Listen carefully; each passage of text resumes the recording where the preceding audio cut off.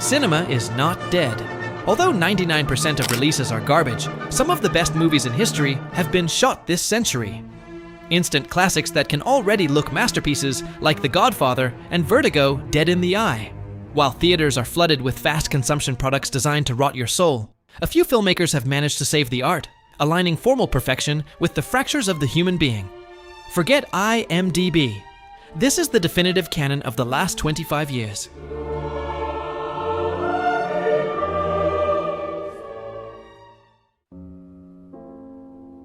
Time usually condemns works of excessive light, but beneath its pop packaging and its Swiss watch synchronicity beats a profound meditation on urban isolation. Amélie uses a delirium of greens and reds to transform Paris into a canvas of the subconscious. Backed by a soundtrack that elevates it to the status of myth, the film is the refuge of a soul that clings to small details to avoid being devoured by loneliness. Gimmicky? Yes, quite a bit, but 1,000 times better executed than The Shawshank Redemption. Two childhood friends are separated by thousands of miles when she leaves South Korea. Decades later, destiny grants them one last chance to wonder what would have happened if their lives had taken another path. Grounded in the concept of Inyun, Past Lives demonstrates that the invisible thread connecting two human beings can transcend entire lifetimes, even if the present is unforgiving. Its direction is clean, devoid of artifice. The silences on the New York subway and the static-charged glances say much more than any overwritten dialogue. It is a devastating lesson in maturity, about the pain of accepting that, sometimes, finding your soulmate does not mean you are ready to be together in this lifetime. $22 million in 3 fucking hours! Jordan Belfort turns ambition into a drug that devours everything in its path. From the euphoria of easy money to the inevitable downfall, Scorsese, at 71 years old, filmed success as a form of existential emptiness disguised as freedom in The Wolf of Wall Street. It is a distorting and satirical mirror that strips bare the greed of a sick society. Cinema turned into an addictive frenzy that makes you laugh at moral wretchedness before leaving a completely bitter taste in your mouth. I dare say it is the fastest 3-hour movie in history. Two strangers with insomnia meet in a Tokyo hotel bar. A mature actor in decline and a young woman who does not know what to do with her life. Sofia Coppola uses the neon lights, the taxis, and the disconnection of an alienating city to capture something almost impossible to film. That ephemeral instant in which two lost souls recognize each other and mutually save themselves from existential boredom. Lost in Translation is a profoundly beautiful film, suspended in time, that shows you that the worst loneliness is not being alone, but being surrounded by people who do not understand you. Or is blushing bright to be?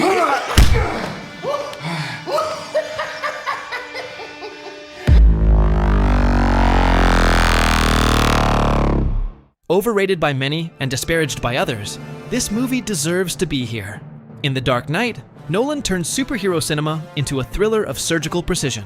IMAX shots that turn urban chaos into an architecture of fear, editing that intertwines simultaneous decisions with an almost mathematical tension, and a Joker who does not seek to win, but to prove that order is an accident. Batman ceases to be a hero and becomes the moral boundary of a city crumbling in real time. Roman Polanski signs his most intimate and painful work by stripping the Holocaust of any hint of Hollywood sentimentality. The Pianist does not seek easy tears, but the uncomfortable truth of survival through the eyes of Władysław Szpilman. Its formal perfection lies in its gaze, a fixed and distant camera that portrays the dehumanization of the Warsaw Ghetto with the cold rigor of a historical witness. Chopin's music stops being mere technical accompaniment to become the last bastion of sanity in a world in ruins. A devastating masterpiece that proves that, when barbarism destroys everything, art is not a luxury, but the only refuge that reminds us we are still human. By the way,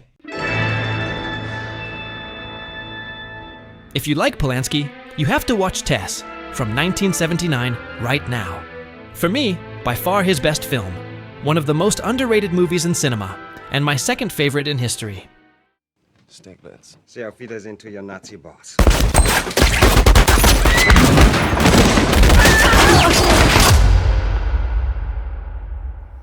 Quentin Tarantino rewrites World War II through the vengeful power of cinema in Inglourious Basterds. His technical mastery borders on Hitchcock's level. The film is built upon incredibly long dialogue sequences that act as pressure cookers, like the unforgettable opening scene in the French farmhouse or the suffocating tension in the tavern, where every word is a minefield before the inevitable outburst of violence. All anchored by the magnetic and terrifying presence of Hans Landa, the embodiment of pure evil when it learns to speak the language of elegance and courtesy. In a future that is already our present, intimacy has been replaced by algorithms. A lonely man begins a relationship with an artificial intelligence capable of learning, evolving, and faking love. Far from the usual cold dystopia, we see a mise-en-scène of warm and pastel tones that paradoxically accentuates urban disconnection and isolation. Her is a love story that proves that even the most artificial things can reveal the most human ones. Can you erase your soulmate from your head? Eternal Sunshine of the Spotless Mind, a cult gem, takes science fiction and tears it apart to dive fully into the labyrinth of a romantic breakup. The film's greatest triumph is not its visual effects, but how it uses that chaotic and surreal editing to make you feel the despair of watching your memories crumble in real time. It is a painful, loud, and deeply tender journey that shuns any cheesiness. It shatters our chests by reminding us that even if you tear someone from your mind out of sheer pain, the invisible thread that connects two people who belong to each other will always find a way to rewrite itself.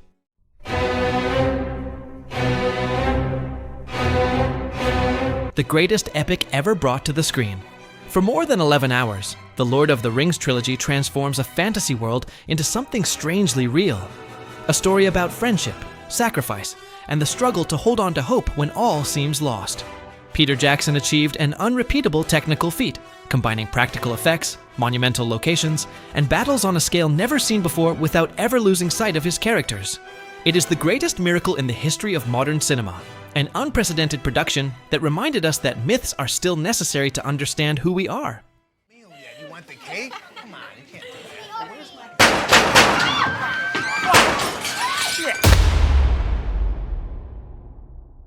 Scorsese's most misunderstood work. The Irishman is the twilight farewell of a genre and an entire generation of legends, reuniting for the last time the colossal De Niro, Pacino, and Pesci. Frank Sheeran is a hitman who remembers decades of loyalties, betrayals, and crimes as he approaches the end of his existence. But the film flees from the electric and frantic pace of classic mob cinema. It prefers a slow, static, and ghostly editing that forces you to inhabit remorse. Just when you think you are watching the new Goodfellas, you realize you are facing a desolate treatise on decaying loyalty, the weight of silence, and old age.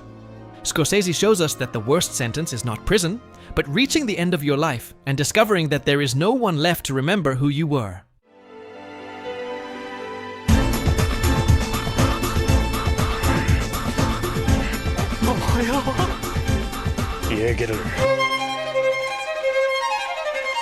Oldboy is a spiral of vengeance taken to its ultimate moral consequences. A man is locked up without explanation for 15 years and suddenly released with a single mission: to find out why.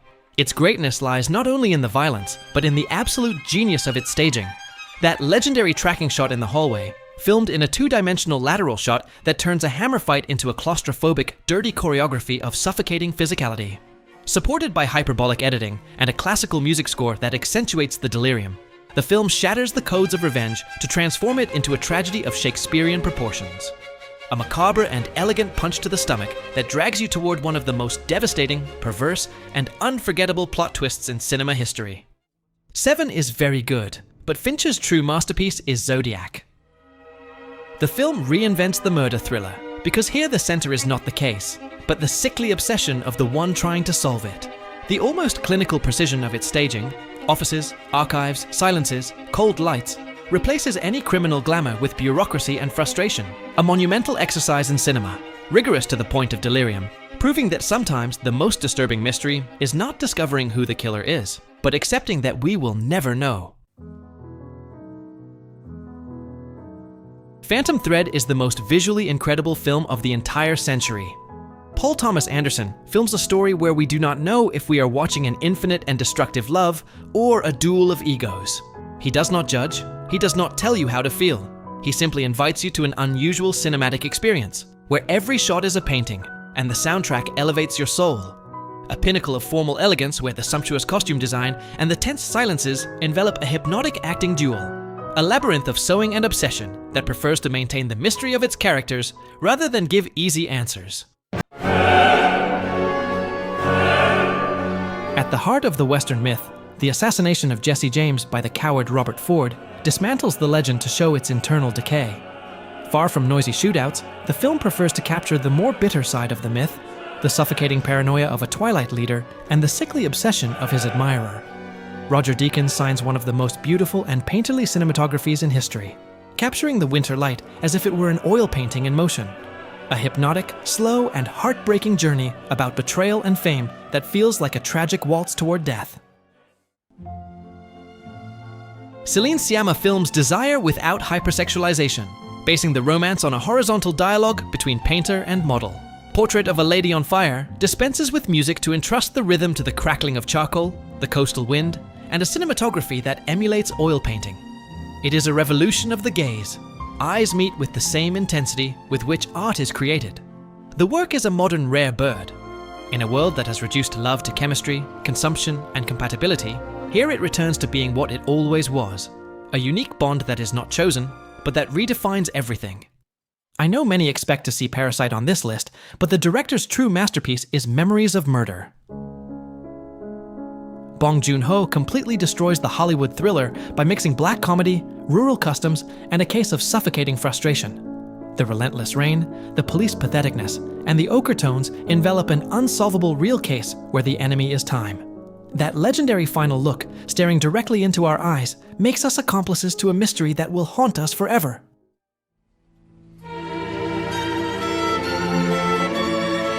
There are movies you watch, and movies like The Master that you feel in your soul. Paul Thomas Anderson pairs Joaquin Phoenix and Philip Seymour Hoffman to film something that goes far beyond a critique of cults. It is a savage X-ray of the human need to belong to something, even if that something is a blatant lie. The tension does not stem from the script, which it barely has, but from the almost violent magnetism of two actors in a state of grace who devour each other in every shot. Watching Phoenix hunched over, broken and furious, looking for a beacon in the manipulative words of a majestic Hoffman, is to witness an unsurpassable acting miracle. Would you hold still, please, sir?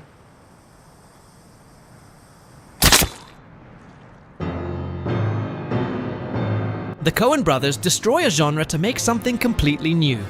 No Country for Old Men shows us pure evil embodied by Javier Bardem, in a world that does not know what to do with it.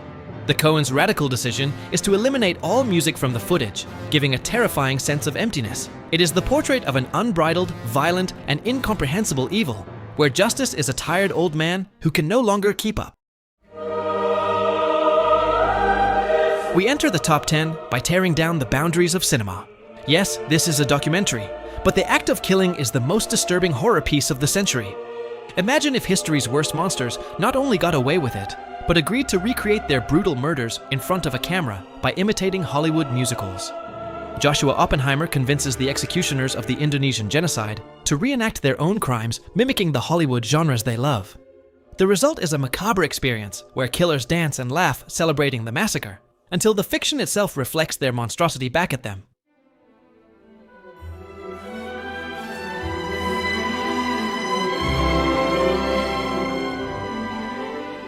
Wim Wenders films the definitive cure against the cynicism and speed of the modern world. Perfect Days tells the story of Hirayama, a man who cleans public toilets in Tokyo. It seems like an insignificant premise, but it turns into a monumental life lesson. Through cassette tapes, books read before sleep, and the reflections of light in the trees, the film finds beauty in repetition and peace in solitude. Without hiding how the modern rush crushes us, Wenders does not give us an easy lesson. He reminds us that, in the midst of chaos, protecting the purity of our soul is the only thing that keeps us alive. Cold War is total romance in its darkest phase, a work where love burns and destroys, but where destiny forces them to find each other and love each other like the first day over the course of decades. A modern tragedy with a freezing and absurdly beautiful black and white. The direction flees from cheap drama by taking wild time jumps, forcing us to fill in the gaps of that passion. Their bond is so absolute and destructive that this world becomes too small for them. They are only left to consummate it on the other side. The Great Beauty immerses us in the mind of Jep Gambardella, a writer wandering through a monumental Rome, decadent and anesthetized by excess. Sorrentino films a colossal farce where mundane parties clash head-on with the desperate search for artistic purity. His direction is a constant tribute to La Dolce Vita, a Baroque feast of lights, sacred music, and floating nostalgia. A visual display as dazzling as it is hypocritical, designed to camouflage the rot of high society. In the end, it is all just a trick. Yi Yi is the definitive map of human existence. Here, cinema does not imitate life, it contains it. 3 hours of footage where the camera, static and patient, films the everyday lives of 3 generations without a single ounce of melodrama. The natural lighting and the geometric distance of the shots turn births, crises, and death into an experience of unbearable truth. There is no emotional manipulation, only a crushing technical lucidity that shakes your soul. To look at this screen is to accept that we will always miss half of our own story. If you are like me, who sometimes sins by underestimating animation, Spirited Away is a slap of reality. Forget children's fables. This is a lysergic descent into a mythological purgatory, a visual feast of handcrafted textures that beat in every frame. The film operates with the fluid logic of dreams, mutating between the terror of greed and an overwhelming nostalgia. Its impossible architecture, the iconic soundtrack, and that floating atmosphere create a universe so magnetic that the real world seems boring when you step out of it. The Tree of Life occupies the number 4 spot out of pure artistic insolence. No one else dares to film a family crisis of faith by intertwining it with the Big Bang, the birth of galaxies, and the extinction of the dinosaurs. Visually, it is a tsunami of poetic images captured with natural light, where the camera floats like an invisible spirit between the pain of childhood and the immensity of the cosmos. An almost religious sensory experience that demands abandoning logic to feel it. Cinema turned into pure visual prayer. Tarkovsky would be proud. With The Bronze in the number 3 spot, In the Mood for Love crowns itself as the peak of modern romance. A masterpiece where love is not shouted, it is whispered between the seams of a dress, cigarette smoke, and narrow, dimly lit hallways. Visually, it is a hypnosis of saturated colors, claustrophobic framing, and a melancholic waltz that repeats the pain of a contained desire that never explodes. A choreography of repression, where what truly burns is not what the lovers do, but what they decide to keep quiet, out of pure ego. That false morality so as not to be like their partners is just the perfect excuse to run away from a love that terrifies them. David Lynch sabotages narrative structures to take us on a journey to the darkest part of the subconscious. Mulholland Drive starts as a Hitchcockian thriller about an aspiring actress and an amnesiac woman, later fracturing completely to drag us into a suffocating mental labyrinth. Visually, it is a perverse hypnosis. The lighting shifts from the idyllic glow of Technicolor to dense, sickly shadows that devour the faces. Do not look for rational explanations. This is cinema in its purest form. An abstract punch to the stomach that dooms you to get lost in Club Silencio.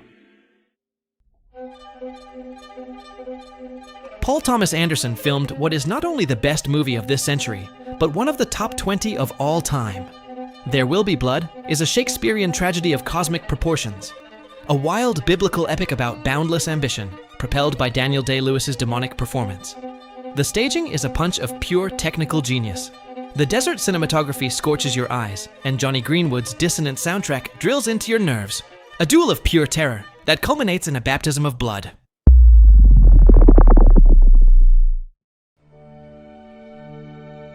A top list is always a declaration of intent and a mirror of the soul, so I will read you in the comments.